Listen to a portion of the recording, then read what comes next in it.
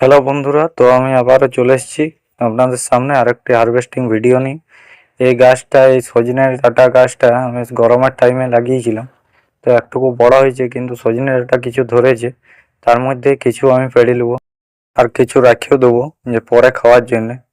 তো এই ডাঁটা গাছগুলা, এই ডাঁটা সজনে ডাঁটাগুলো কচি অবস্থাতে খেতে বেশি ভালো লাগে। একটু বুড়া হয়ে গেলে আর অতটা ভালো লাগে না। আর এই গাছগুলোর ডাল প্রতি বছর কাটতে হয়, প্রতি বছর ফলন পাওয়ার জন্য। আর এই মোটা ডাল লাগিয়ে দিলে পরে গাছ হয়ে যায় এই সজনে ডাঁটার।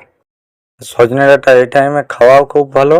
আর বাজারে খুবই দাম আছে, প্রায় 200 টাকা কিলো আমাদের এখানে। আপনাদের এখানে কত দাম একটু এই যে এরপরে আমি চলে এসেছি ছাদে আমাদের। এই যে টমেটো গাছগুলো লাগানো হয়েছিল, এই গাছটা মরে গেছে, তবু ফলন দিতে ছাড়ে নাই। আরও অনেক টমেটো গাছ আছে যেগুলো একদম প্রচুর টমেটো হচ্ছে। এই ছাদেও হচ্ছে, আমাদের উঠানের নিচেও হচ্ছে। দেখুন কত সুন্দর টমেটোগুলো হচ্ছে, একদম লাল, গাছেই একদম লাল হয়ে যাচ্ছে। এইখানে লঙ্কাও গাছ আছে, কিছু কিছু গাছ লাগাইছিলাম। সব গাছগুলোই মোটামুটি ভালো ফলন দিচ্ছে। এই লঙ্কাটা দেখুন কত সুন্দর হয়েছে, লাল। তো এরপর আমি চলে যাব এই যে বাড়ির উঠানে এখানটাতে। বাড়ির সামনে টমেটো গাছ হয়েছিল, টমেটো হয়েছে, কুমড়া আছে, কাল্লা আছে, সব রকম গাছ হয়ে আছে। দেখুন এই গাছ টমেটোটা নষ্ট হয়ে গেছে, আসলে মাটিতে পড়ে যাচ্ছে টমেটোগুলো, এত টমেটো ধরে আছে, ওই জন্য টমেটোগুলো নষ্ট হয়ে যাচ্ছে। এরপর আমি কাল্লা 2-4টা পাড়ি নেবো। একদম এই সন্ধ্যা ডাঁটা পাড়া হলো, কাল্লা পাড়া হলো, এরপর বেগুন পাড়বো, তাহলে শুক্তো হয়ে যাবে। এই কাল্লা গাছটা শীতকালের সময়তে লাগানো হয়েছিল। আসলে এটা উচ্ছে গাছ বটে, আর এখন কাল্লার দামও এখনো ভালো আছে। তাই যতটুকু দেয় ওইটুকুই লাভ। কাল্লা গাছটা দেখুন কত সুন্দর উচ্ছেগুলো হয়েছে, একদম ছোট ছোট উচ্ছে হয়েছে এগুলা।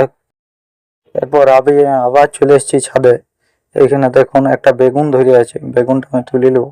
এই বেগুন গাছগুলো শীতকালের সময়তে হয়েছিল, বেগুন ধরছে একটা দুটো করে বেগুন ধরছে। আর এই সব ছাদের বা উঠানের গাছগুলিতে কোনো প্রকার রাসায়নিক কোনো কিছু দেওয়া নেই, একদম পুরাপুরি জৈবিক উপায়। দেখুন কত সুন্দর সজনে ডাঁটা, টমেটো এবং বেগুন, কাল্লা, এই সকলগুলো একদম সব ঘরের থেকেই আমাদের আজকে পাওয়া হয়েছে। দেখুন কত সুন্দর।